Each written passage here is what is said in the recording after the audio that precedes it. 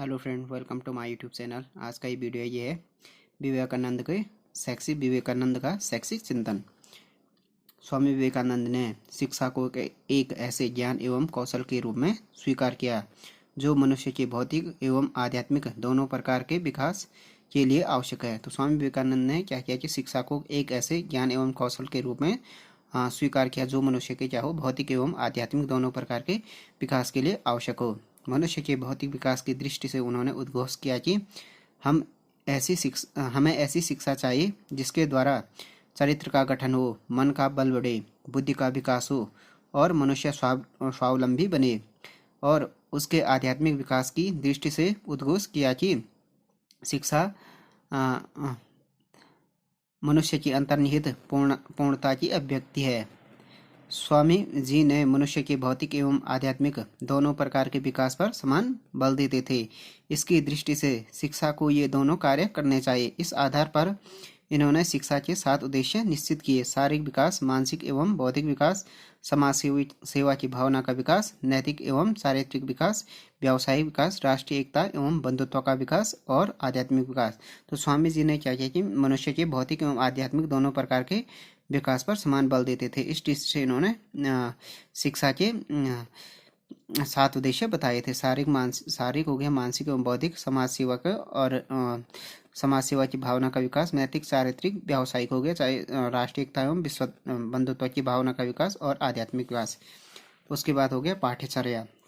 शिक्षा की पाठ्यचर्या के संबंध में स्वामी जी का दृष्टिकोण बहुत व्यापक था। इस संदर्भ में उन्होंने पहली बात यह कही कि शिक्षा की पाठ्यचर्या में वे सब विषय एवं क्रियाएं सम्मिलित की जाए जो मनुष्य के भौतिक एवं आध्यात्मिक विकास के लिए आवश्यक हो। तो इन्होंने स्वामी जी का जो दृष्टिकोण था पाठ्यचर्या के विषय में वो बहुत व्यापक था। उन्होंने ये कहा कि जो ऐसी क्रियाएं और विषय सम्मिलित किया जाए जो भौतिक एवं आध्यात्मिक विकास के लिए आवश्यक हो। दूसरी बात यह कही कि देश विदेश जहाँ से भी जो अच्छा मिले उसे पाठ्यचर्या में स्थान दिया जाए।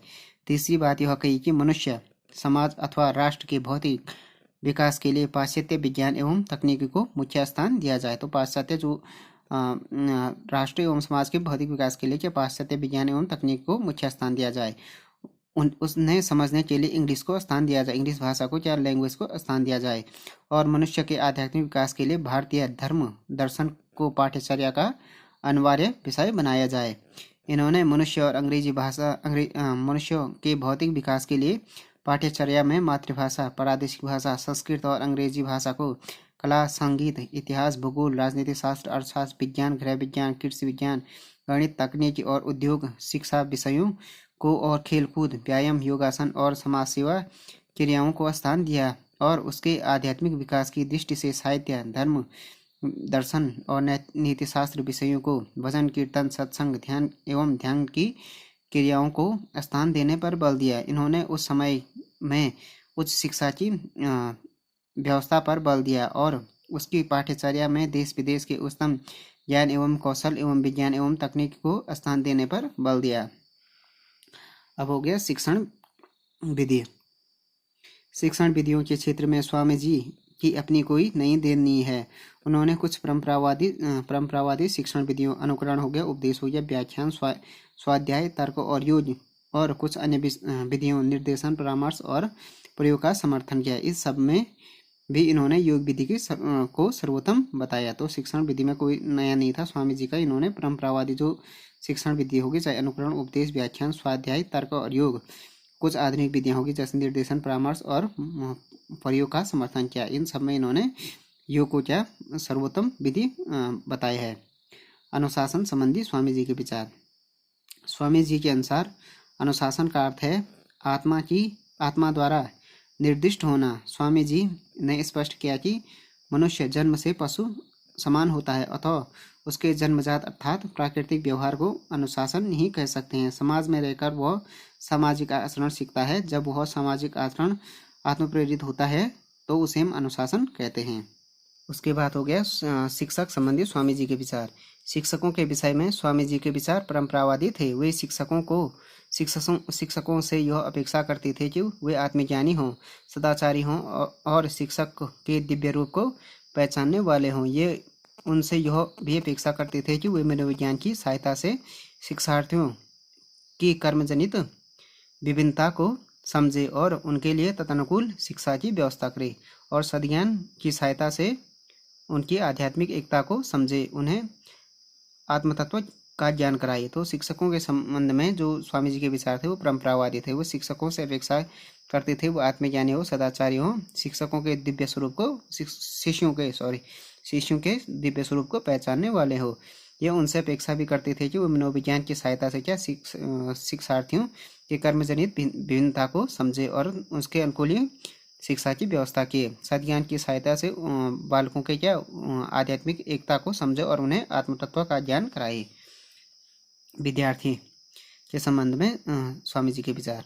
शिक्षार्थियों के संबंध में स्वामी जी के विचार परंपरावादी के साथ साथ आधुनिक भी थे। ये शिक्षार्थियों से ब्रह्मचर्य व्रत के पालन की अपेक्षा करते थे। इनका स्पष्ट मत था कि जब तक शिक्षार्थी इंद्रिय निग्रह नहीं करते इनमें सीखने के लिए प्रबल इच्छा नहीं होती है, उनमें सीखने की प्रबल इच्छा नहीं होती है और वे गुरु में श्रद्धा नहीं रखते हैं, तब तक उन्हें न भौतिक ज्ञान दिया जा सकता है न आध्यात्मिक ज्ञान। तो उन्होंने कहा था कि जब तक शिष्य क्या नहीं हो, शिक्षार्थी इंद्रिय निग्रह नहीं करते तब तक उन्हें सीखने की प्रबल इच्छा नहीं होती और वे गुरु में श्रद्धा नहीं रखते हैं, तब तक उन्हें न भौतिक ज्ञान दिया जा सकता है न आध्यात्मिक। विद्यालय के संबंध में स्वामी जी ने एक और गुरुकुल प्रणाली का समर्थन किया और दूसरी ओर जन शिक्षा और विशिष्ट शिक्षा की व्यवस्था के लिए स्थान स्थान पर क्रमशः सामान्य एवं विशिष्ट शिक्षा संस्थानों की स्थापना पर बल दिया। इन्होंने स्वयं जनजातियों की बस्ती एवं विद्यालय स्थापित किए थे, परंतु विद्यालय कहीं भी हो और किसी भी प्रकार के हो, इनके अनुसार उनका प्राकृतिक वातावरण शुद्ध होना चाहिए, सामाजिक पर्यावरण आदर्शोन्मुख होना चाहिए और उनमें आध्यात्मिक विकास के लिए योग साधना होनी चाहिए। तो ये हो गया विद्यालय संबंधी विवेकानंद के विचार। उसके बाद हो गया स्वामी विवेकानंद का प्रभाव। विवेकानंद ने मनुष्य के भौतिक एवं आध्यात्मिक दोनों पक्षों पर समान बल दिया। वेदांत को जीवन में जीने का मार्ग प्रशस्त किया। इन्होंने मनुष्य के भौतिक विकास के लिए देश विदेश के ज्ञान एवं कौशल का लाभ उठाने पर बल दिया। इन्होंने क्या किया कि मनुष्य के जो भौतिक विकास के लिए देश विदेश के ज्ञान एवं कौशल का लाभ उठाने पर बल दिया है ताकि उनका विकास हो सके। उसके आध्यात्मिक विकास के लिए, मनुष्य के आध्यात्मिक विकास के लिए भारतीय धर्म दर्शन विशेषकर वेदांत दर्शन के ज्ञान और योग की क्रियाओं के प्रयोग पर बल दिया। इससे धर्म प्रधान भारतीय संस्कृति में भौतिक जीवन से संबंधित सत्यों का महत्व बढ़ा। समाज में देश विदेश के ज्ञान का लाभ उठाने की प्रवृत्ति का विकास किया। विवेकानंद ने एक तरफ अपने देशवासियों को क्या कहा कि पाश्चात्य ज्ञान विज्ञान का लाभ उठाने की ओर प्रवृत्त किया।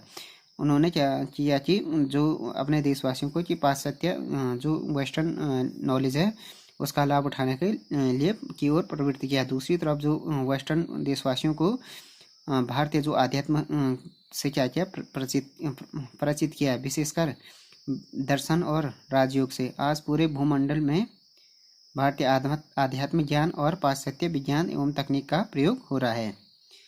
अब हो गया लास्ट में उपसंहार। स्वामी विवेकानंद इस युग के पहले भारतीय हैं जिन्होंने हमें हमारे देश की आध्यात्मिक श्रेष्ठता और पाश्चात्य देशों की भौतिक श्रेष्ठता से परिचित कराया और हमें भौतिक एवं आध्यात्मिक दोनों प्रकार के विकास के लिए सचेत किया। तो स्वामी विवेकानंद क्या थे?